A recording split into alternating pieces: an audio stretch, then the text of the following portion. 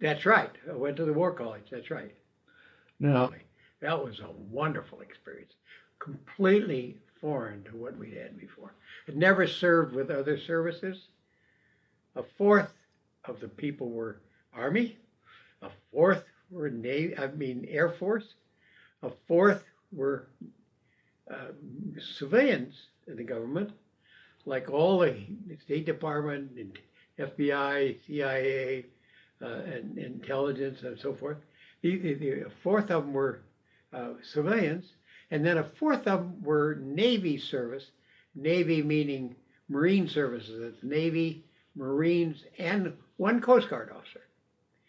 We had, I think, 40 in each group.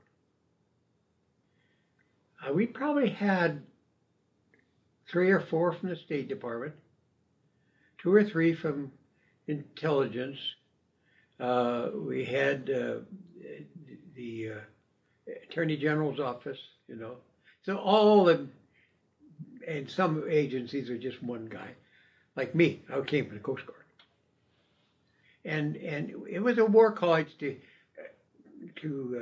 learn how to handle a war.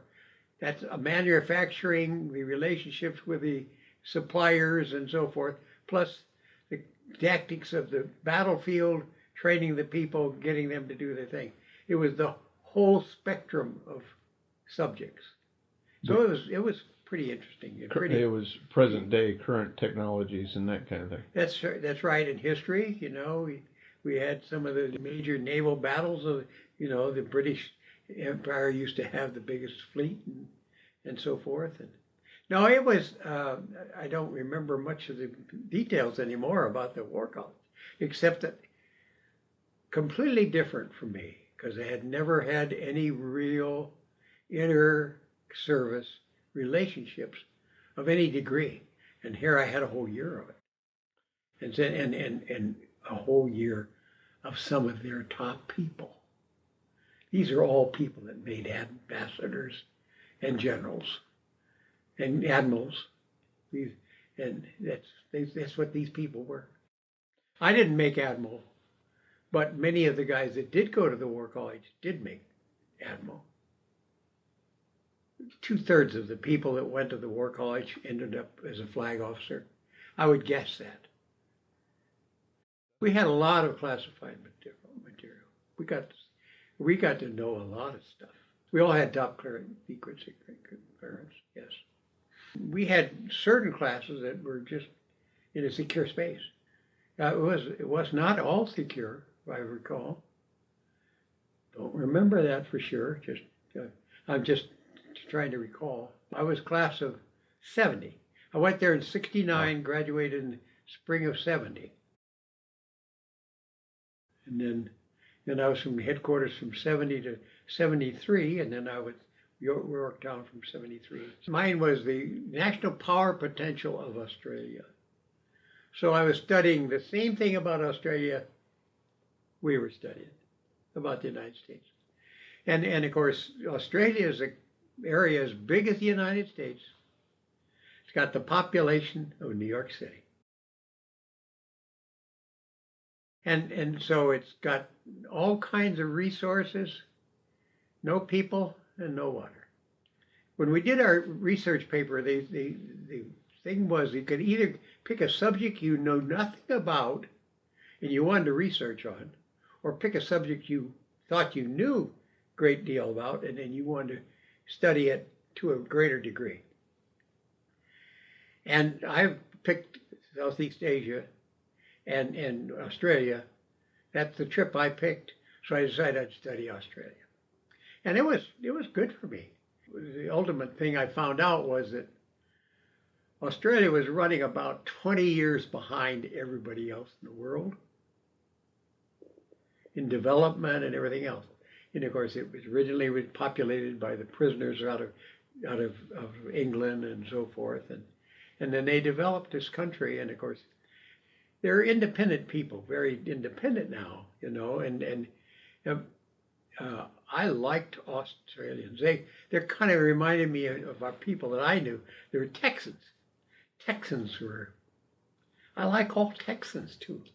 They're honest. They're hardworking. You don't push them around at all. I mean, they're themselves. They are who they are.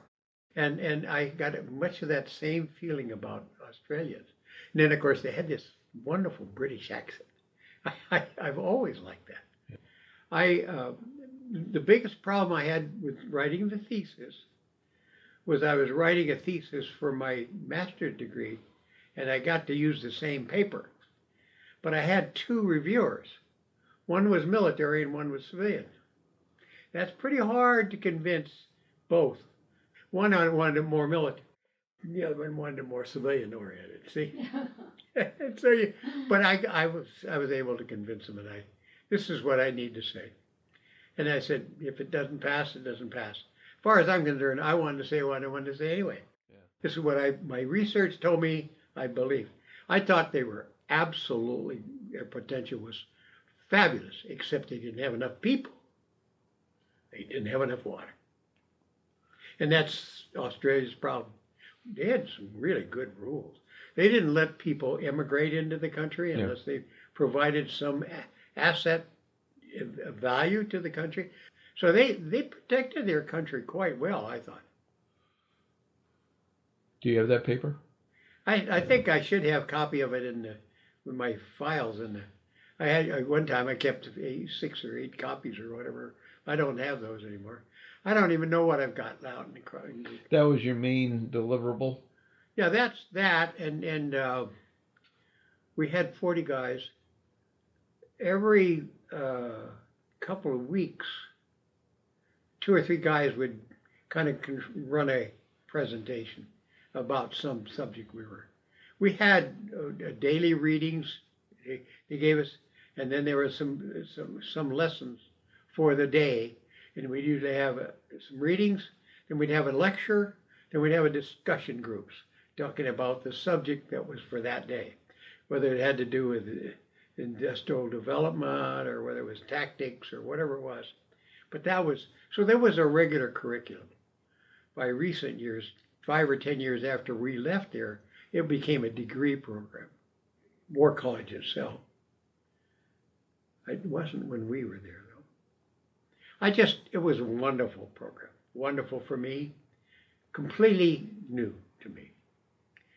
I met so many good people in all the services. But the sharpest people, the sharpest warriors, were the Marines. The sharpest officers were the Air Force.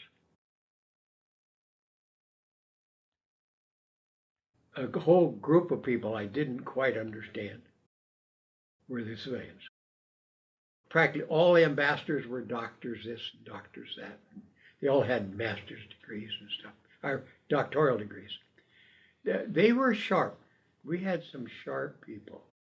I didn't have to defend my paper though. That was done by readers. You had 2 or 3 readers, yeah. And then of course the college read it. It was my advisor had to have it read and proved.